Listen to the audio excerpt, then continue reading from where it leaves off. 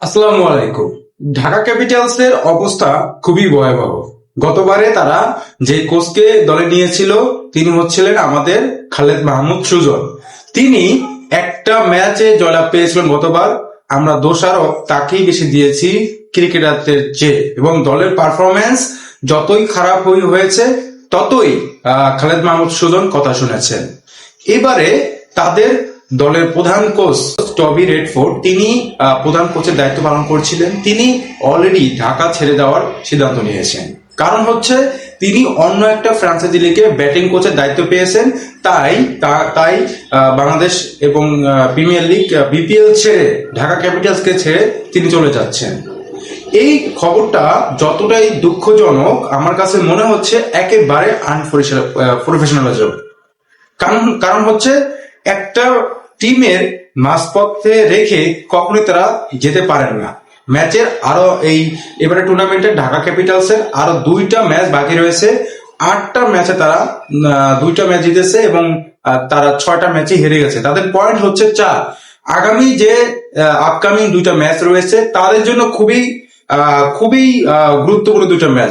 জিততে পারলে তারা ওই সুপার ফোরে যাওয়ার একটা আশঙ্কা তৈরি হবে তাদের। কিন্তু সেগুলো রেখে সেই মাঝপথে রেখেই ওই প্রধান কোচ তিনি চলে যাচ্ছে। রহমানুল্লাহ গুরবাজ তাকে আনা হয়েছিল এবং তিনি ন্যাশনাল ডিউটির পরে তিনি কিন্তু এসেছিলেন। আইএল টি20 খেলার পরে তিনি এসেছিলেন বাংলাদেশে বিপিএল খেলার জন্য। তাকেও কিন্তু চলে যেতে হয়েছে। তিনি একেবারে এক পর্যায়ে তিনি মন খারাপ করেই চলে গেছেন। কারণ হচ্ছে তাকে বিসিবি কর্তৃক বলেন, সরকার কর্তৃক যেভাবে হ্যারাসমেন্ট করা হয়েছিল তিনি যেটা মনে করছিলেন। সো এই কারণে তাকে মোবাইল ফোন জব্দ করে ঘুমিয়েছিলেন, তখন তার মোবাইল ফোন ডেকে নিয়ে জব্দ করা হয় এবং সেই মোবাইল ফোন চেক করা হয় তিনি কোনো করাপশনের সাথে যুক্ত আছেন কিনা। এটা তিনি মেনে নিতে পারেননি। তাই তিনি ঢাকা ছেড়ে তিনি চলে গেছেন অলরেডি তার অন্য কোনো ফ্রান্স লিগে অথবা তার দেশের হয়ে খেলার জন্য, প্র্যাকটিস করার জন্য। আসবেন না ওরেন স্মিথ কিন্তু সরাসরি চুক্তিতে তাকে রাখা হয় এবং নিলামে কিন্তু তাকে ওরেন স্মিথকে ওয়েস্ট ইন্ডিজের ক্রিকেটারকে দলে রাখা হয়। তিনিও বাংলাদেশকে ছেড়ে চলে গেছেন। তার জায়গায় কি আসবে সেটা হচ্ছে পরের বিষয়। দাসুন সানাকা, যাকে নিলামের পর্যায়ে তাকে কেনা হয়, দাসুন সানাকা কিন্তু এখনো পর্যন্ত বিপিএল আসে নাই এবং দাসুন সানাকা আসবেনও না মনে হচ্ছে, কারণ আর 2টা মাত্র ম্যাচ রয়েছে। এশিয়া আর কি করবেন, তাকে কিন্তু তিনিও আসছেন না এবারে বিপিএল খেলার জন্য। তো এই জায়গাটায় আরো একজনের নাম চলে আসে। টুর্নামেন্টের শুরুতে বা টুর্নামেন্টের আগে কিন্তু কথা হচ্ছিল আলেক্স হেলসের সাথে সরাসরি চুক্তি করেছে ঢাকা ক্যাপিটালস।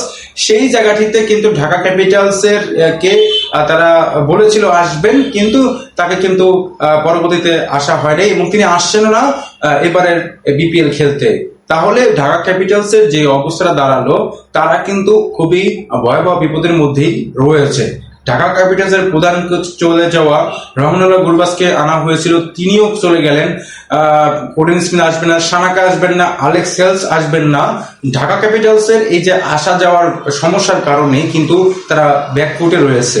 অন্যদিকে আমরা যদি চিন্তা করি তাদের পারফরমেন্সের বিচারে, আমাদের সাব্বির রহমান রুমনকে তাকে প্রপার জায়গায় খেলানো হচ্ছে না। এটা আমার অভিমত, আমার মতামত আর কি, যে সাব্বির রহমান রুমনকে আপনি যদি শেষ 4 ওভার 2 ওভার থাকতে নামান, তিনি ওই সময়টা কিছু করতে পারছেন না।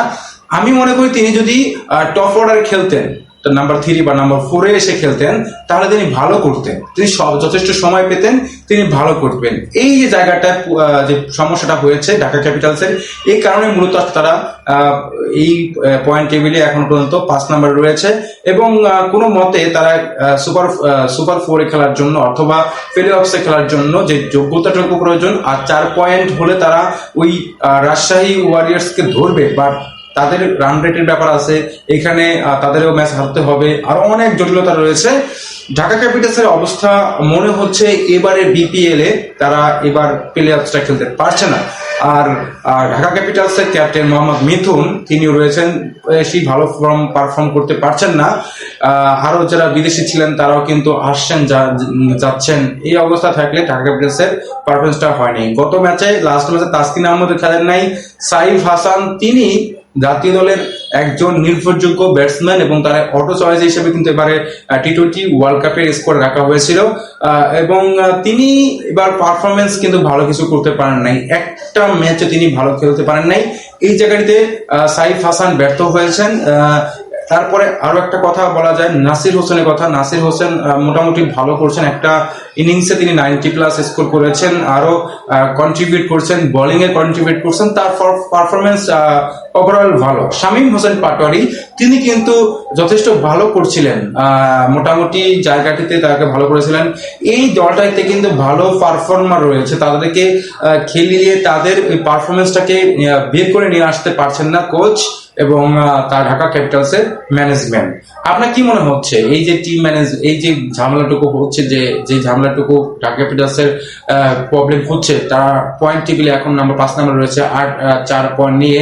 সো তারা কি প্লে অফস খেলতে পারবে কি পারবে না, কমেন্ট বক্সে জানিয়ে দিলে খুবই খুশি হব এবং আমার ফেসবুক এবং ইউটিউবে সাবস্ক্রাইব এবং ফলো করলে খুবই খুশি হব এবং সবসময় লাইক কমেন্টস আমাদের সাথে থাকবেন।